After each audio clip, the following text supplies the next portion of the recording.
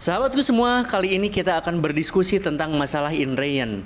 Apakah Vario 160 ini masih perlu untuk indrayan? Kita akan coba bahas, kita akan coba diskusikan. Silahkan disimak.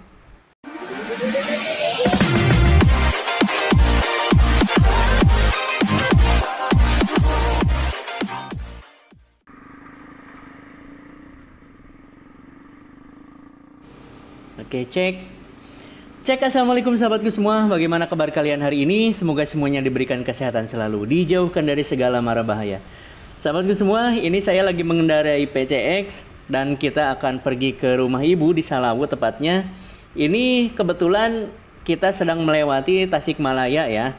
Ini benar-benar jalanan yang sangat banyak kenangan bagi saya. Ini adalah jalan lingkar ya, jalan lingkar sebelah pinggirnya Tasikmalaya. Daerah Ciberem, Cilolohan, Siluman, dan kesananya ke Kawalu gitu ya. Mungkin kalau orang Tasik pasti paham banget ini jalan ini. Dan di sebelah kanannya ini adalah kampus tercinta saya. Waktu itu saya kuliah di Poltekkes Tasikmalaya, lulus tahun 2006. Sahabatku, bukan itu tapi yang akan kita bahas. Yang kita bahas adalah tentang masalah indrayan pada Vario 160 ini.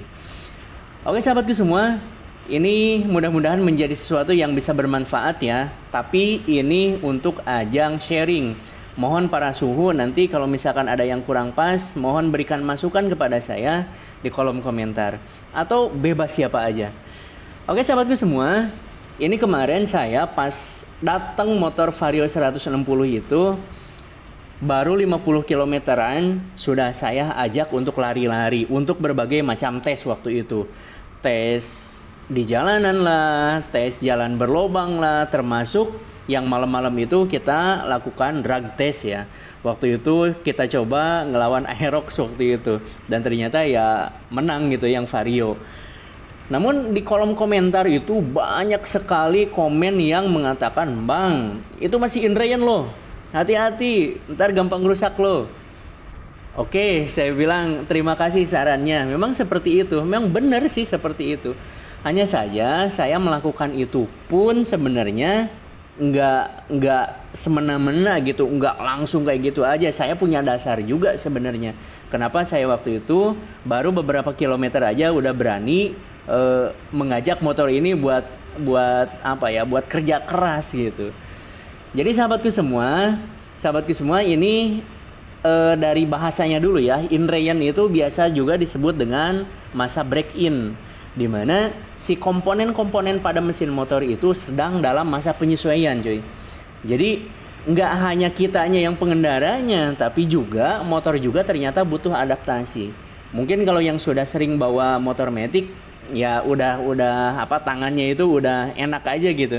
Tapi kalau orang-orang yang baru gitu megang motor matic itu pasti akan ada sesuatu yang agak beda kerasanya itu beda. Termasuk istri saya itu karena nggak biasa bawa matic, pas saya jadi penumpang berasa banget cuy.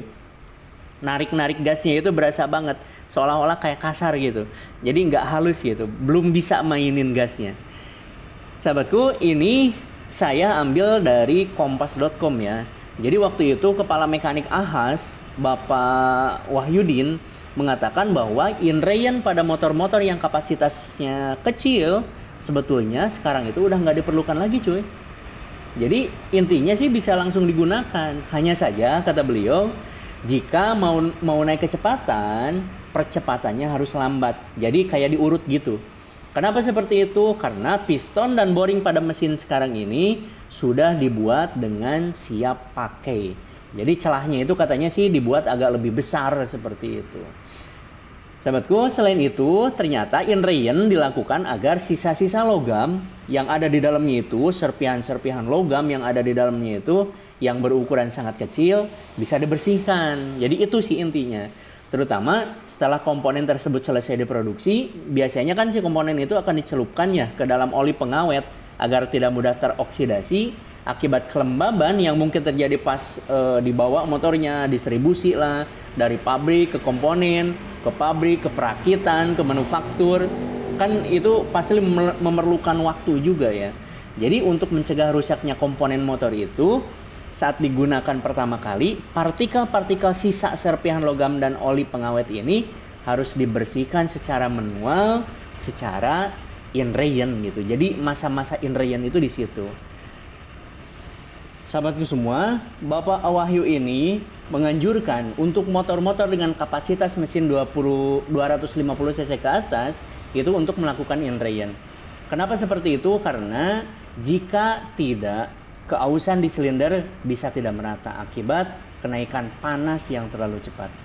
Sahabatku semua, in-rain itu paling sedikit sampai 250 km dan paling lama adalah 500 km. Katanya sih seperti itu. Oke, kita akan coba juga buka dari buku manual panduan Vario 160. Oke sahabatku semua, coba kita akan cocokkan dengan buku pedoman pemilik Vario 160 ini. Yang ini memang buku ini kan pas awal langsung dikasih juga ya kepada kita semua. Sahabatku bisa dibuka nanti di halaman 10. Jadi di sini itu sudah langsung dibahas cuy. Untuk di awal-awal itu sudah langsung dibahas. Memang di sini kata-katanya nggak langsung in-rain. Hanya saja ini periode pemakaian mula. Jadi intinya cuy, 500 km pertama itu harus aman-aman aja. Intinya sih kayak bahasa gampangnya masih gitu. Jadi harus benar-benar apik dulu kita makainya. Kenapa seperti itu? Ya untuk apa ya namanya, untuk masa mendatang gitu ya, untuk kedepannya gitu. Jadi apa yang harus kita lakukan? Yang pertama adalah hindari penggunaan gas secara penuh dan akselerasi dengan sangat cepat. Ini kalau saya kemarin yang drag test itu, berarti sebenarnya ini udah agak kurang pas ya kalau dimasukin ke sini. Terus yang kedua, hindari pengereman mendadak. Kenapa seperti itu? Piringan cakram sama apa namanya kanvas remnya itu ternyata cuy pas awal-awal itu nggak langsung ngigit. Coba aja rasain. Saya pakai yang ABS. Asli nggak langsung ngigit, jadi masih kayak ngeplos gitu pas awal-awal itu 10 km 20 kilometeran pertama itu masih kayak gitu. Makanya ya sering-sering dikocok juga sih pelan-pelan gitu. Kenapa? Biar langsung ngigit gitu, biar langsung napak gitu ya. Terus berkendara dengan biasa aja, slow aja cuy, santai aja katanya sih gitu ya. Terus untuk selanjutnya ya kayak rem itu ya dianjurkan untuk awal-awal itu ya harus aman-aman aja dulu gitu. Jadi sahabatku semua, mungkin kesimpulannya dari diskusi kita kali ini bahwa untuk proses in-rain ini untuk motor-motor cc-an kecil sebenarnya udah nggak perlu lagi ya. Walaupun tetap untuk kehati-hatian, untuk kewaspadaan, baiknya di 500 km pertama itu motor itu dibawa aman-aman aja. Kenapa? Ya kita kan pengennya motornya awet gitu ya. Harusnya dibawa seperti itu. Hanya saja kalau misalkan yang perlu perlu kebutuhan mendesak, butuh speed yang tinggi untuk di awal-awal, ya itu mah nggak apa-apa juga mungkin ya. Karena seperti apa, ini sekarang udah hampir mau 1000 juga motor saya dan alhamdulillah sih baik-baik aja. Mohon para suhu silahkan di komen. Saya perlu masukannya juga ini untuk membuka wawasan bersama juga ya.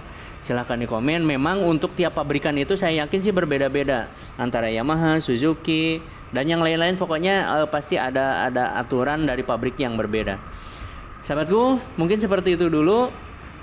Ketemu di konten selanjutnya. Pamit dulu. Assalamualaikum.